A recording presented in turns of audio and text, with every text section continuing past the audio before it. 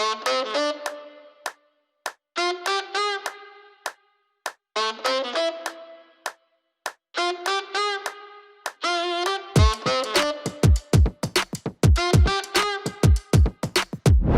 sore teman-teman, selamat bergabung di sesi kedua dari Brand Marketing Con by Niaga Hoster hari kedua. Selamat bergabung bagi teman-teman yang baru bergabung nih di sesi kali ini. Selamat sore, mungkin ada yang sudah bergabung dari kemarin ya, dari hari pertama. Masih lanjut nih, mungkin masih semangat ya mendengarkan banyak insight-insight dari para pakar yang sudah kita undang ke Brand Marketing Con kali ini. Hari ini kita sudah punya Mbak Derira Harahap dari Amarta sebagai Public Relation Lead yang akan membawakan materi tentang handling crisis in branding.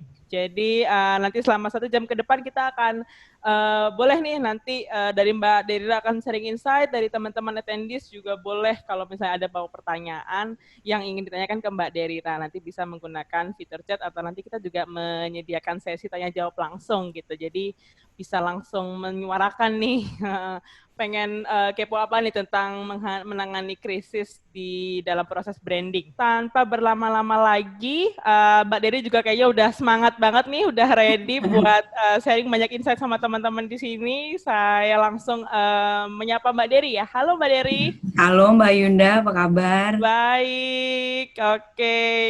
Silahkan nih, kayaknya teman-teman juga udah nggak sabar nih Mbak, udah dapat insight dari Mbak Deri. Boleh langsung Mbak Boleh. Deri yang ambil alih. Aku share screen dulu ya teman-teman ya. Nanti setelahnya mungkin kita baru bisa kenalan. Oke, teman-teman, makasih udah ngeluangin waktunya buat sharing sama-sama bareng-bareng.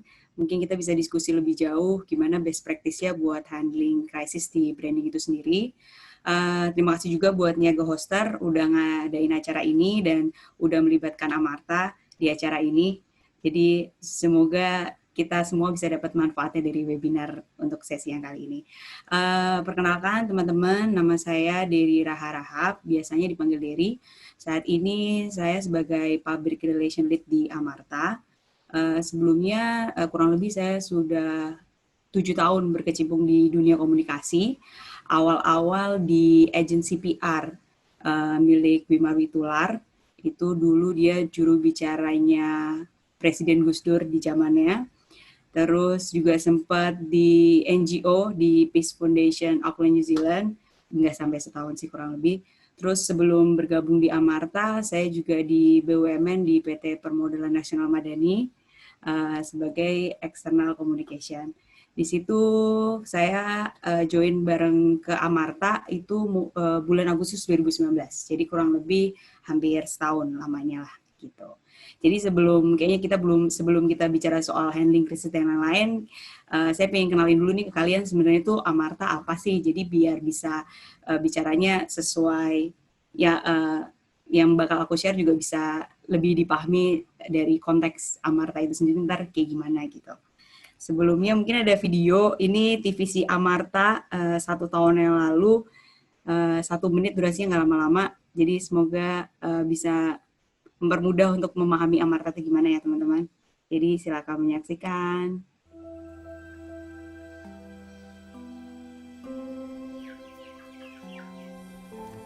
Sejak 2010, Amarta hadir untuk mewujudkan mimpi besar Ibu Pertiwi, kesejahteraan merata bagi kita, Indonesia. Menggerakkan perempuan-perempuan tangguh, berani menghadapi tantangan dan menjadi mandiri. Membuka harapan baru untuk generasi penerus bangsa, menjelajah, memimpin dunia.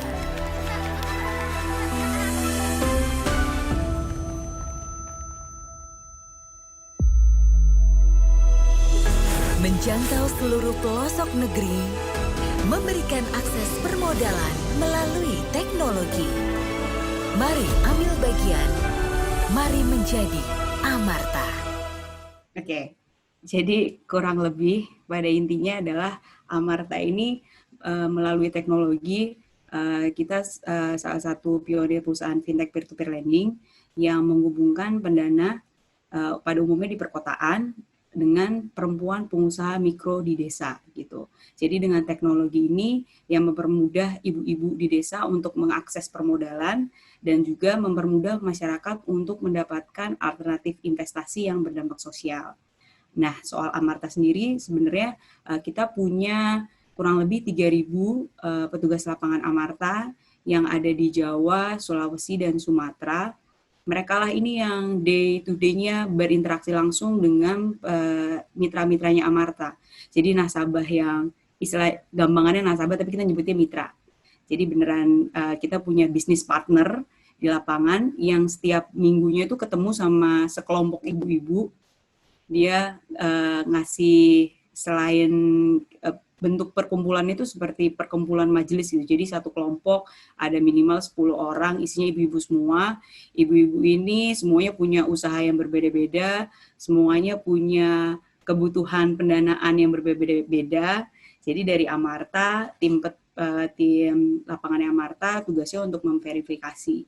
Dengan kita punya sistem sendiri. Jadi kita udah pakai sistem Android based gitu, jadi ponsel smartphone yang digunain sama petugas Amarta untuk verifikasi datanya ibu-ibu. Once ibunya terverifikasi, langsung ditampilin di marketplace-nya Amarta, bisa di amarta.com ataupun di aplikasinya Amarta. Di situ ada keterangan nama ibu, fotonya, usahanya apa, besar pinjamannya berapa, dan kira-kira pengembalian tiap minggunya itu berapa. Nah, jadi yang bikin istimewanya Amarta ini, selain kita juga memberikan layanan keuangan online berbasis digital, kita juga tetap ada pendekatan yang tradisional gitu, dengan yang ada namanya perkumpulan kelompok itu. Nah, perkumpulan kelompok tiap minggunya itu digunakan sebagai sarana untuk bertukar pikiran antara ibu-ibu sendiri, plus petugas Amartanya itu memberikan literasi keuangan dan literasi kewirausahaan. Nah, disinilah makanya petugas Amarta ada banyak karena mitranya sendiri Amarta juga udah banyak. Nah, dari semua mitra Amarta yang sudah ada di marketplace, yang ditampilkan di marketplace Amarta, itu yang bisa dipilih oleh pendana-pendana nih. Kira-kira ada yang mungkin mau mendanai ibu-ibunya gitu, dengan pendanaan di Amarta itu tidak hanya memberikan keuntungan, sekaligus berdampak sosial itu sendiri. Karena yang kita tahu bahwa perempuan-perempuan di pedesaan apalagi, mereka tuh sangat sulit akses keuangan. Terus mereka juga sangat susah untuk memberikan jaminan dan lain-lain untuk mendapatkan permodalan. Itu dia makanya Amarta tidak pinjaman tanpa pendanaan yang tidak ada anggunannya itu sendiri. Jaminannya adalah kehadiran ibu-ibu sendiri di setiap pertemuannya tiap minggunya bersama 3.000 petugas lapangan Amarta, kurang lebih kayak gitu. Nah, Amarta itu sendiri kita udah ada di Jawa, Sumatera, Sulawesi, kurang lebih hingga saat ini udah 2,6 triliun yang disalurin, udah ada 538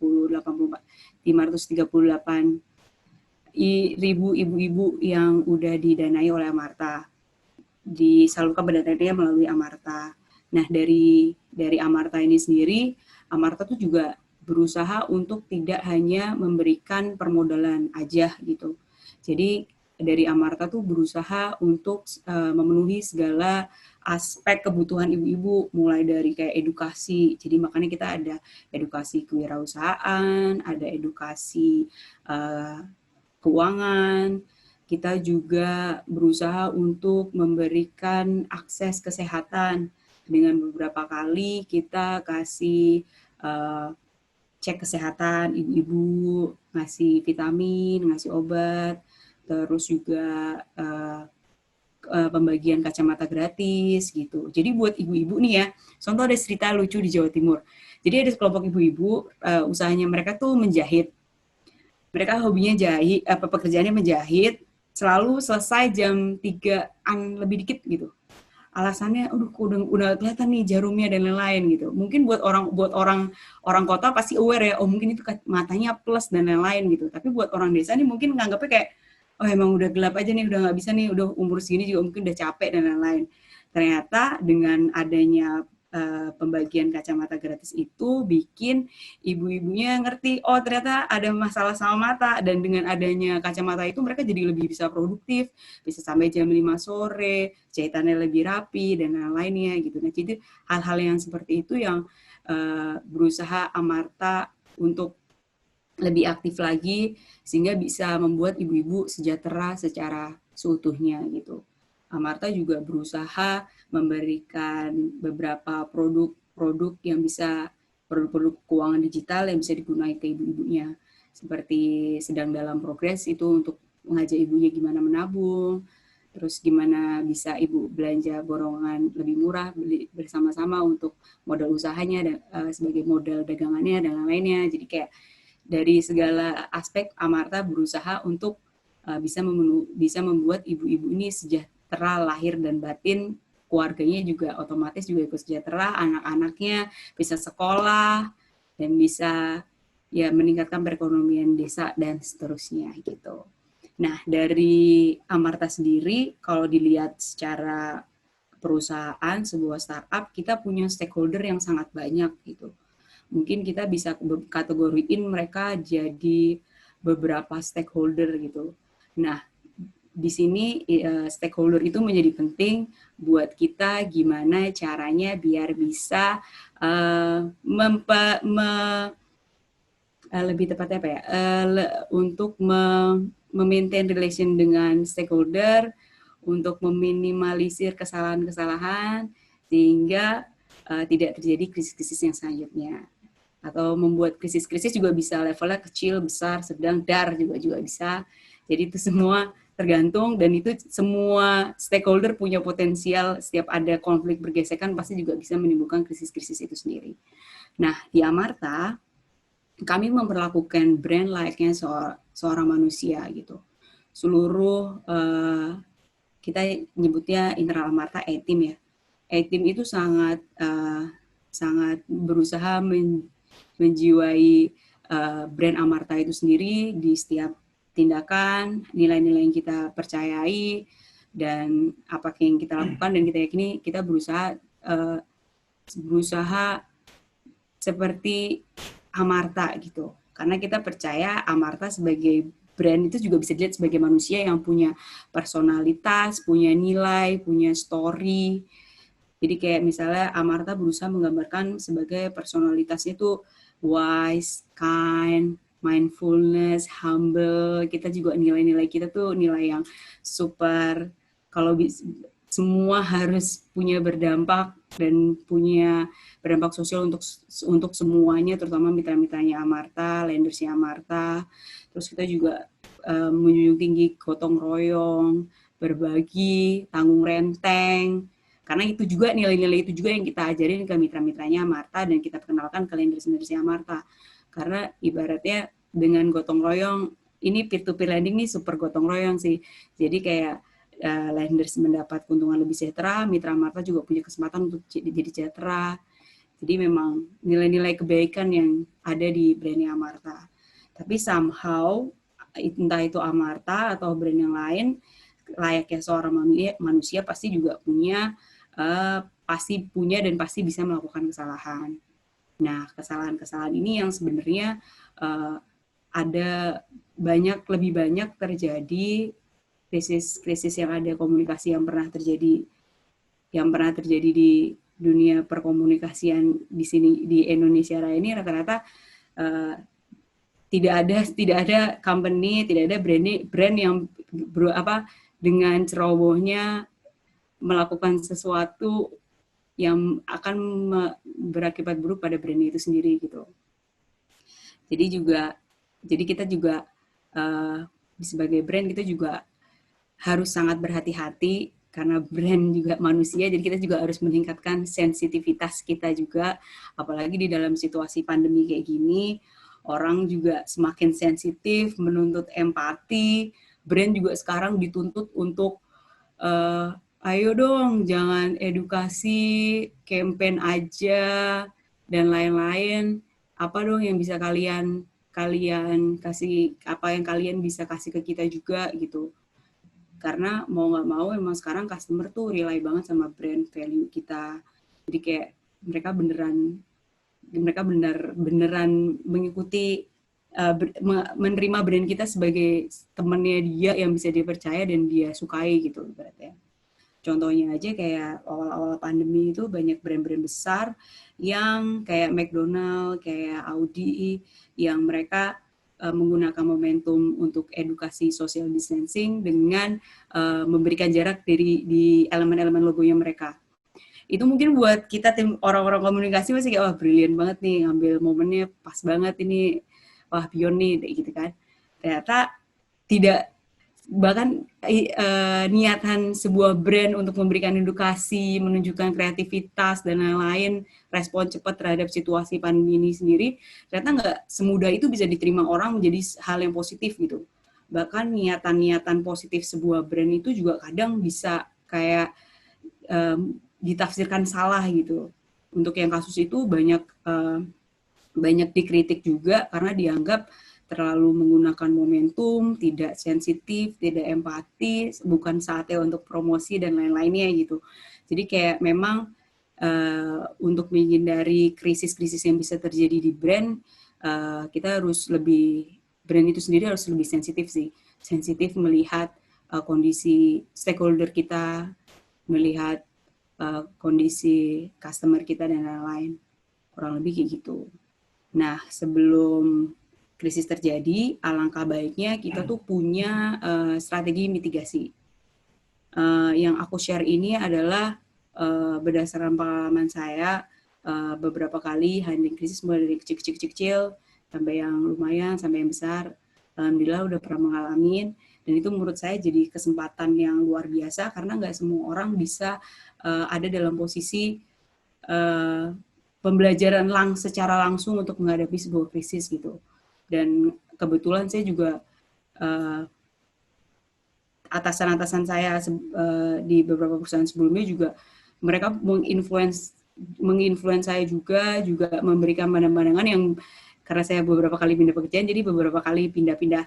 Jadi semakin kaya lah perspektifnya gitu. Jadi semoga yang bisa saya share sama teman-teman kali ini sedikit merangkum kira-kira menurut dari pengalaman saya yang diperlukan kira-kira ini gitu. Tapi nanti kita bisa diskusi lebih lanjut, kira-kira apa mungkin ada yang bisa ditambahin dan lain-lainnya. Oke, mungkin untuk strategi mitigasi krisis sendiri, yang pertama kita harus bentuk tim krisis ya.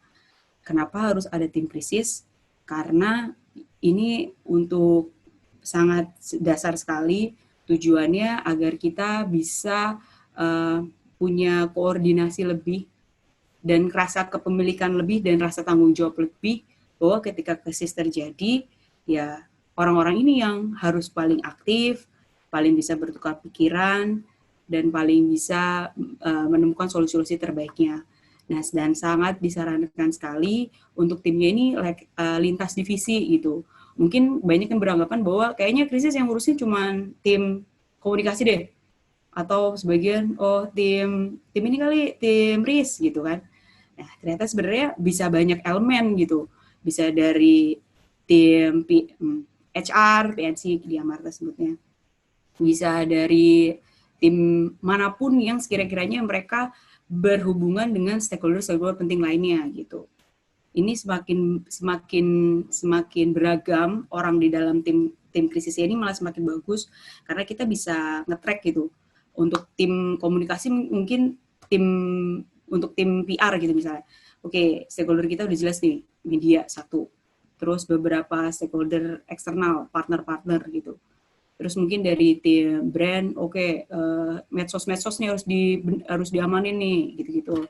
Terus mungkin dari tim yang ngurusin shareholder juga sensitivitas yang kadang nggak diketahui banget sama satu divisi. Dengan adanya banyak orang di dalam satu tim krisis, itu akan mempermudah kita buat melihat big picture-nya gitu.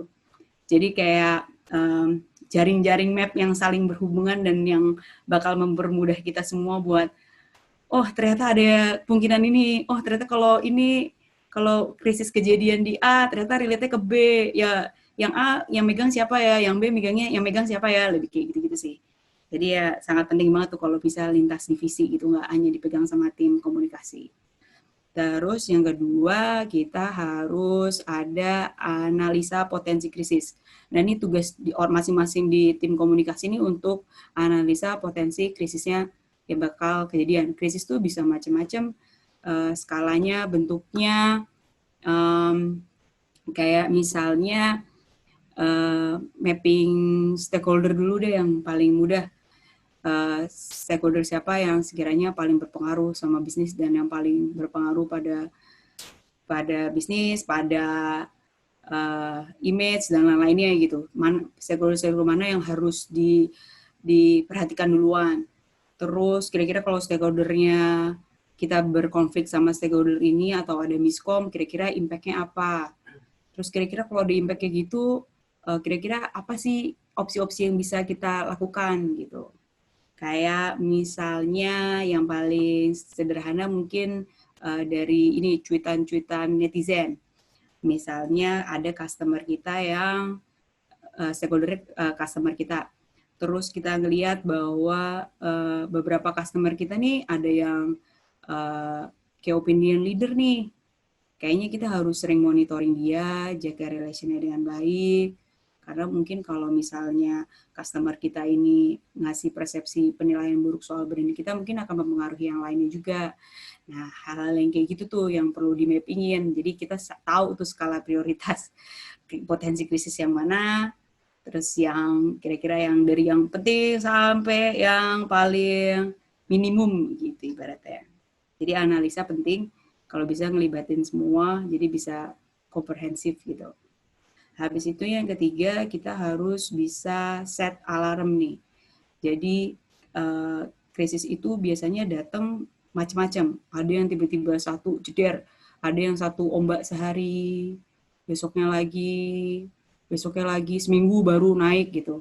Ada juga yang mungkin butuh sebulan, isunya itu bulan depan kok isunya ada lagi ya, bulan depan kok ada lagi gitu. Nah yang kayak gitu-gitu kita harus punya nih variabel-variabelnya nih, kapan ini bisa masuk dalam, oke nih kita siaga 1 nih, kita harus ngapain dulu nih biar bisa meredam nih. Ternyata upayanya nggak bisa masuk ke siaga 2, terus gitu sampai kita tahu kapan kita benar-benar kalau ini beneran kita krisis nih gitu. Dan itu sebenarnya variabel alarm krisisnya itu ditentukan oleh perusahaannya masing-masing gitu. Ada perusahaan yang merasa bahwa kayak 5 tweet jelek soal brand kita itu masuknya krisis. Tandanya kita nggak bisa begini-begini, kita harus evaluasi begini-begini, boleh. Atau ada yang ngerasa kayak, wah udah ada berita 4 nih, jelek banget nih, masa kayak gini nih, wah berarti tandanya kita potensinya begini-begini, itu boleh. Atau yang berhubungan dengan stakeholder langsung, kayak misalnya kita punya partner, terus ternyata partnernya secara sepihak membatalkan,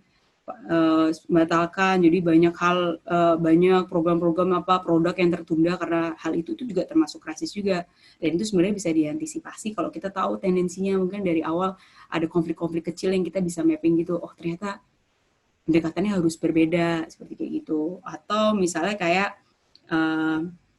operasional di lapangan terganggu dengan organisasi yang kurang bertanggung jawab. Nah, hal-hal kayak gitu juga sangat berpotensi krisis real lagi.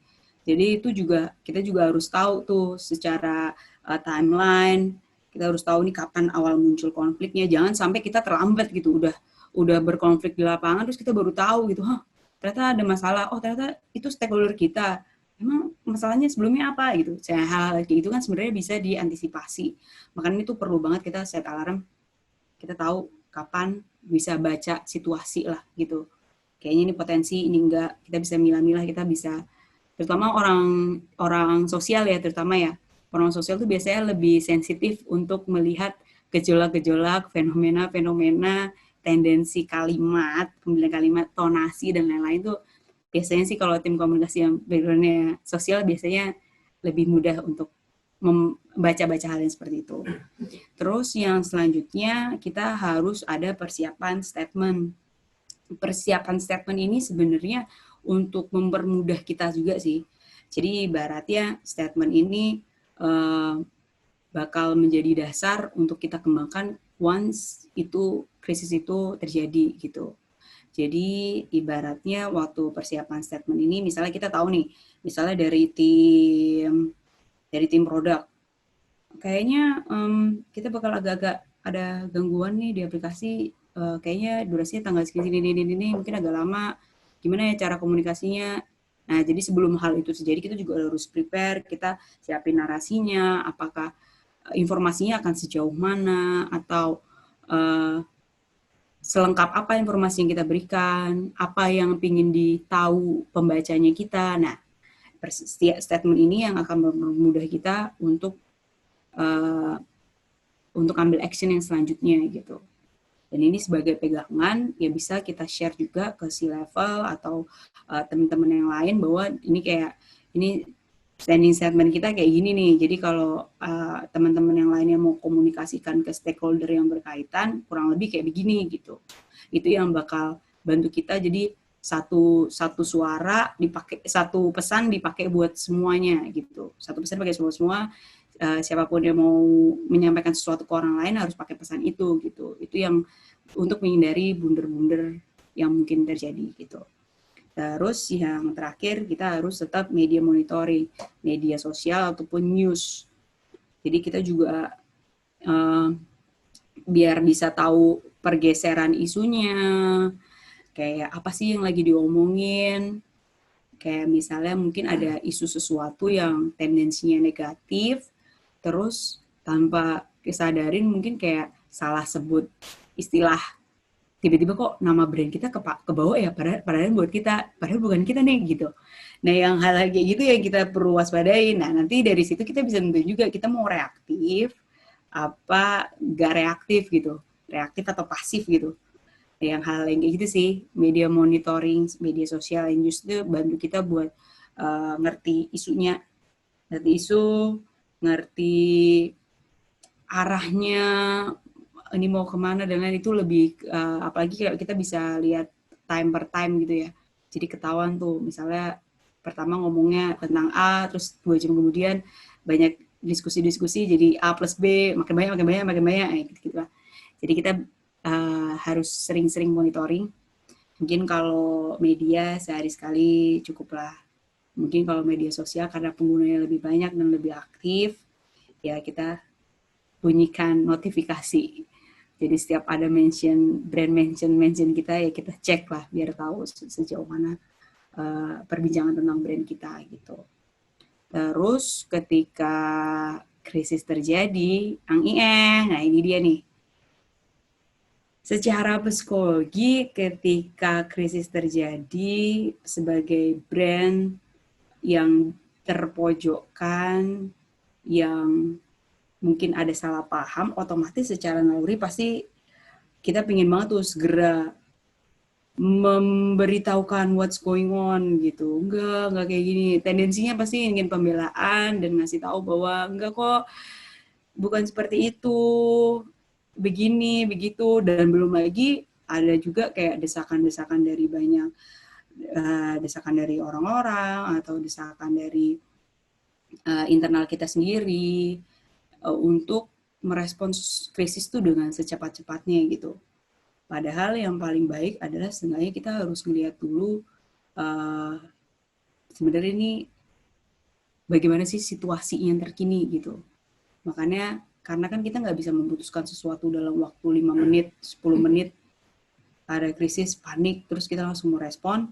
Jadi sih baiknya kita ambil nafas dulu, sambil ngeliatin perkembangan, tahan-tahan dikit, aduh pilu-pilu dikit gak apa-apa lah, dirasain nyes-nyes sedikit gitu. Terus sampai ya minimal 3 jam lah. 3 jam itu mungkin udah kelihatan tuh polanya tuh. Omongannya udah mulai tentang apa, tendensinya apa. Nah dari situ kita baru bisa nih analisa persoalan.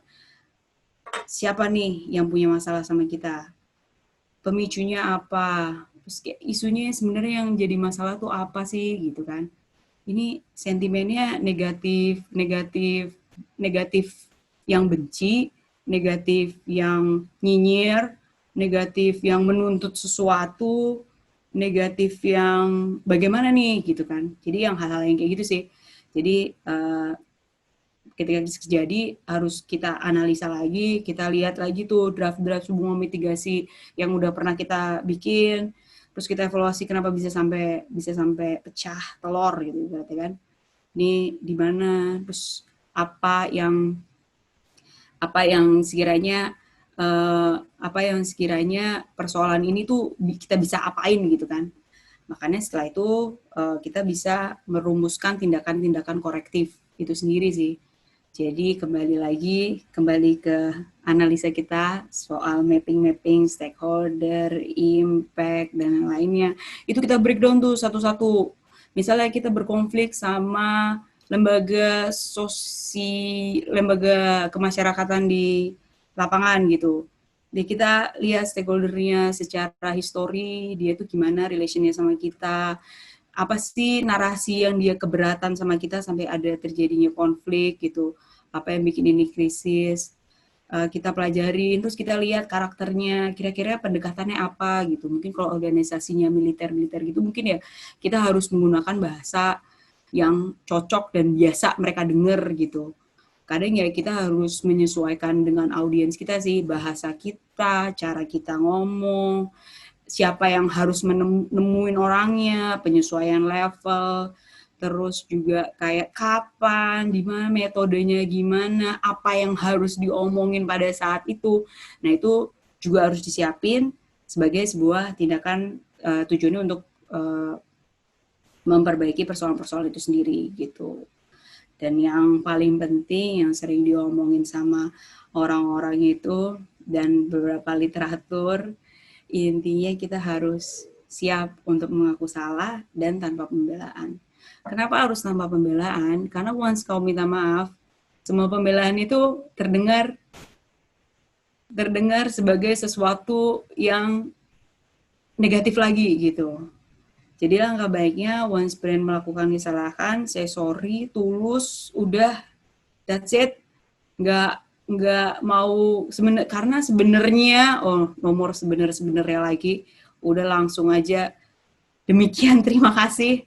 Karena orang tendensinya nggak mau mendengarkan alasan gitu. Karena once kamu salah, ya udah minta maaf aja, selesai gitu. Karena kalau misalnya kita berargumen, otomatis argumen kita itu bisa dibalas dengan argumen lagi.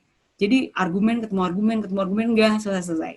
Jadi udah paling benar minta maaf, tulus, tanpa pembelaan. Kalau bisa narasinya tidak mengulang krisis yang terjadi. Misalnya persoalannya A, dalam narasi permohonan maaf kita nggak mengulang tentang dugaan-dugaan ataupun yang hal berkaitan dengan konflik yang disebutkan. Yaitu tujuannya lebih untuk fokus ke pesan maafnya itu sih. Bahwa memang tulus, pure, never look back gitu ibaratnya. Kurang lebih kayak gitu. Terus untuk yang pemulihannya sendiri, jangan lupa kadang tuh kita kalau lagi krisis itu moodnya tuh siaga gitu. Apa-apa jadi serba takut gitu. Kayak, ngepost ini nggak ya? Komunikasi gini nggak ya? Gini-gini. Itu harus dihindari sih, karena kita bisnis harus tetap berjalan seperti biasa. Percayakan sama tim krisis yang akan paralel bakal terus berupaya untuk memperbaiki situasi gitu. Nah, kita yang pertama begitu krisis udah reda, kita harus tahu dulu nih evaluasi untuk dari krisis kemarin dampaknya kemana aja gitu. Langsung cek rate aplikasi, apakah drop, apapun semuanya bisa dicek. Gimana dengan customer kita, persepsi customer kita, gimana dengan partner-partner kita gitu. Nah ini tim-tim krisis nih, tugas-tugasnya nih kalau misalnya udah sama-sama ke PIC stakeholder masing-masing ngecek gimana dan lain-lainnya. Jadi kita bisa ngukur nih sejauh mana sih dampaknya gitu. Kalaupun ada dampaknya, kalau bisa kita langsung bisa memperbaikinya gitu. Contohnya juga yang dulu kasus krisis yang sering diomongin sebagai contoh-contoh literatur di Indonesia itu yang kasus Oreo ya. Kasus Oreo yang ada melaminnya itu, menurutku mereka sangat luar biasa gitu, dengan calmnya cukup satu press conference menjelaskan dengan narasi yang baik. Mereka kasih waktu untuk jeda beberapa bulan, Kemudian mereka datang dengan iklan Ferdi Hasan yang dia positioningnya kayak customer Oreo yang awalnya sih nggak percaya, tapi setelah, nah hal yang kayak gitu sih, mereka sama sekali nggak bicara soal melamin, tapi mereka membuktikannya dengan hal-hal yang memang baik gitu. Jadi kayak membuktikan hal-hal sesuatu yang disangkakan buruk dengan tindakan-tindakan yang memang sebetulnya baik, lebih kayak gitu sih. Dan kita beruntung ya di Indonesia itu masyarakatnya itu sangat pemurah hati, pemaaf. Jadi kurang lebih menurut beberapa literatur juga kurang lebih 3 bulan lah orang tuh sudah bisa move on dengan satu isu gitu. Jadi once beberapa bulan kemudian kayak misalnya kamu ingat nggak yang kemarin itu gitu, oh yang ini gitu, bukan yang masih oh yang kemarin ya parah banget itu tuh biasanya itu udah berkurang itu. Jadi kayak oke lah, jadi bentuk pembelajaran dan pengetahuannya mereka gitu. Terus kalau bisa setelahnya kita siapin strategi pemulihan krisis. Nah, di pemulihan krisis ini bentuknya bisa macam-macam. Itu semua menyesuaikan dengan kebutuhan brand kalian sendiri, company kalian sendiri. Jadi kalaupun misalnya butuh PR event, butuh program atau campaign, atau bagi-bagi souvenir, atau mau pasang TVC, atau mau ngelakuin kegiatan sosial, dan lain-lainnya. Ini sih bisa disesuaikan dengan dampak dari krisis itu sendiri gitu. Dan krisis itu macam-macam ya, kayak ada yang misalnya krisis yang relate sama bisnis gitu. Relate sama bisnis, misalnya gimana caranya operasional brand kita, company kita tuh bisa lancar di wilayah tertentu gitu. Nah, hal-hal yang kayak gitu juga kita bisa support dengan beberapa program-program. Karena kan sebenarnya krisis bukan hanya soal komunikasi, tapi juga relate sama bisnis juga gitu. Jadi ke hal-hal yang berkaitan dengan bisnis juga bisa jadi krisis, dan kita juga tim komunikasi harus siap buat selalu support seperti gitu. Terus jangan lupa juga melibatkan teman-teman internal karena mereka tuh bisa jadi supporter, bisa jadi influencer yang bisa membantu memperbaiki reputasi brand dengan ngasih informasi ke ring-ring mereka lah, ring 1, ring 2, ring 3 itu udah sangat berpengaruh sih. Karena mau nggak mau penyampaian secara personal, secara langsung itu pasti akan lebih sangat mudah diterima daripada yang sifatnya tidak secara langsung gitu. Habis itu selanjutnya kita bisa tetap media monitoring buat memastikan bahwa ini krisis ini sudah mulai recovery gitu, bahwa ya brand kita juga mulai kembali. Nah ini media monitoring ini juga bisa disesuaikan dengan metrik teman-teman sendiri. Kira-kira perhitungan bahwa krisis ini sudah recovery di titik mana, itu bisa dari teman-teman sendiri sih yang nentuin. Kira-kira kalau misalnya kan ada tuh, kayak misalnya sekali krisis, medsos misalnya, followersnya turun 2.000. Nah, gimana nih? Kalau misalnya recovery, targetnya naikin 2.000 lagi, atau recovery itu sebenarnya 5.000 sih. Karena seenggaknya kita benar-benar aman, orang-orang semakin banyak yang percaya lagi sama kita dan relay lagi sama brand kita gitu. Nah, yang hal gitu-gitu sih. Jadi itu bisa menyesuaikan sama kondisi company teman-teman sendiri. Sama yang terakhir, tetap fokus pada hal-hal yang positif dan penuh dengan kebaikan. Karena pada intinya ya kita lihat ke depan, kita percaya bahwa memang nggak semudah itu untuk recovery sebuah brand dari sebuah krisis. Tapi kita percaya dengan selama kita meyakini yang kita ucapkan dan yang kita lakukan itu baik, lama-lama seluruh stakeholder, masyarakat dan lainnya juga pasti akan meyakini itu gitu. Karena hasil tidak akan mengkhianati proses, kan kurang lebih kayak gitu. Kayaknya itu dulu teman-teman yang aku share. Mungkin nanti sisanya kita bisa diskusi lebih lanjut. Kalau ada pertanyaan boleh. Oke, thank you Mbak Dery, Sama-sama, insight-insight-nya dari Daniela. yang tadi udah dibahas ya dari di awal tentang krisisnya itu sendiri, cara apa sih potensi krisis itu bisa datang dari mana aja, terus potensi kita cara nge-solve-nya juga gimana, semoga bisa jadi insight yang menarik ya buat teman-teman. Oke, mungkin dari tadi nih insight yang udah dibagi sama Mbak Dery ya, ada closing statement nggak nih Mbak terkait materi kita hari ini? Buat teman-teman attendee. Teman-teman, terutama teman-teman komunikasi ya, karena biasanya yang nggak krisis teman-teman komunikasi selalu, apalagi dalam situasi pandemi kayak gini, kita benar-benar tuntut buat lebih sensitif. Jadi selalu berusaha untuk rethinking gitu. Apakah strategi yang kita lakukan akan bermanfaat?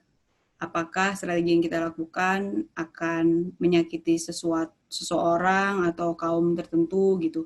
Nah, sensitivitas dan empati sebuah brand tuh benar-benar sekarang harus dibangun, karena itulah kayaknya kunci kita buat membangun relasi yang paling baik untuk seluruh stakeholder kita gitu. Kurang lebih gitu sih Mbak, intinya empati dan sensitivitas itu sendiri sih Mbak. Oke, kuncinya empati dan sensitivitas. Ini kayaknya nasihat buat saya juga ini orang brand. Oke, terima kasih Mbak Dery. Materinya hari ini menarik. Semoga bisa jadi insight juga buat banyak teman-teman attendees di sini ya yang udah bergabung di sesi kali ini. Sampai kita di penghujung sesi kita kali ini. Terima kasih Mbak Dery sudah kolaborasi dengan Niaga Hoster di Brand Marketing Con kali ini. Semoga nggak kapok ya ntar kalau diajakin kolaborasi lagi. Oke. Aman Mbak. Oke, bagi teman-teman yang lain, kita masih akan melanjutkan sesi Brand Marketing Con selanjutnya. Selanjutnya kita ada topik viral marketing, what does it take to make one?